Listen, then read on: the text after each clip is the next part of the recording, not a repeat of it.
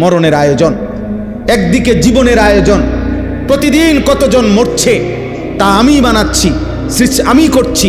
প্রতিদিন কত মায়ের পেট থেকে সন্তান জন্ম নিচ্ছে তা আমি জন্ম দিচ্ছি। তাইলে জীবন এবং মৃত্যু এটা আমি আল্লাহ করছি। যাদেরকে আমি হায়াত দিয়েছি একটাই উদ্দেশ্য, আমি আল্লাহ পরীক্ষা করছি আখিরাতের বিবেচনায় এই দুনিয়ার হায়াতে কার আমল কতটা সুন্দর। আখিরাতের জন্য জীবন দিছিলাম। মদ, জুয়া, বিড়ি, সিগারেট, গান, বাদ্য, নর্তকীর জন্য না। সুদ, কিস্তি আর হারাম দিয়া দুনিয়া সাজাইবার জন্য না, বরং জীবন দিয়েছিলাম, হায়াত দিয়েছিলাম আখিরাতের জন্য। কিসের জন্য? আহসানু আমালা। তাফসীরের মধ্যে আছে আও রাউ আন মাহারিমিল্লাহ আসরাউ ফি তাআতিল্লাহ।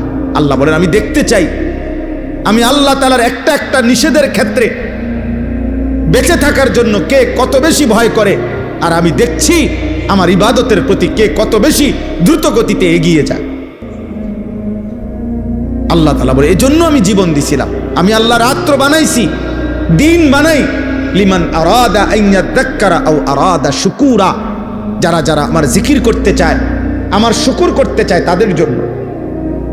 নষ্ট, ভ্রষ্ট, পাপ, নাফরমানের জন্য বাবা আল্লাহ রাত বানায় নাই, দিন বানায়।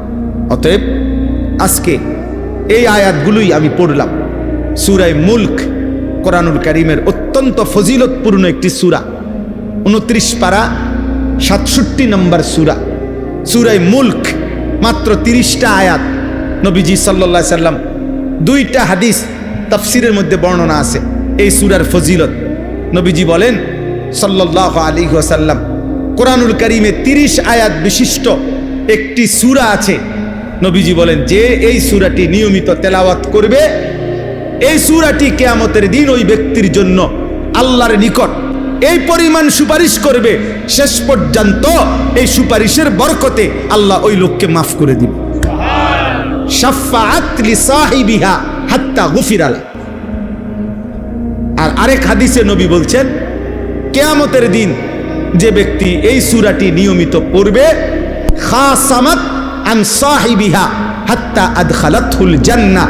এই সূরাটাই ফেরেশতাদের সাথে এই ব্যক্তিকে নিয়ে তর্ক করবে। এই সূরা বলবে ওই আমারে নিয়মিত তেলাওয়াত করত, আমি সূরা মুলক থাকতে এই বান্দা জাহান্নামে যাবে না, জাহান্নামে যাবে না। হাত্তা আদখালাতহুল জান্নাহ। নবী বলেন তর্ক করতে করতে, বিতর্ক করতে করতে এই সূরা শেষ পর্যন্ত এই ব্যক্তিকে জান্নাতে ঢুকাইয়াই ছাড়বে। হাত্তা আদখালাতহুল জান্নাহ। কোন সূরা? এই সূরা মুলক। 30 আয়াত বিশিষ্ট ছোট্ট সূরা। এই সূরার শুরুতে আল্লাহ বলছে তাবারাকাল্লাযী বিয়াদিহিল মুলক। উচ্চ মহান, মহিয়ান, গরিয়ান সত্তা আল্লাহ, সমস্ত কায়নাতের পূর্ণাঙ্গ রাজত্ব, মালিকানা যার একক হাতে। কার হাতে? আল্লাহ। এই কায়নাত রাজত্ব কার হাতে বলেন?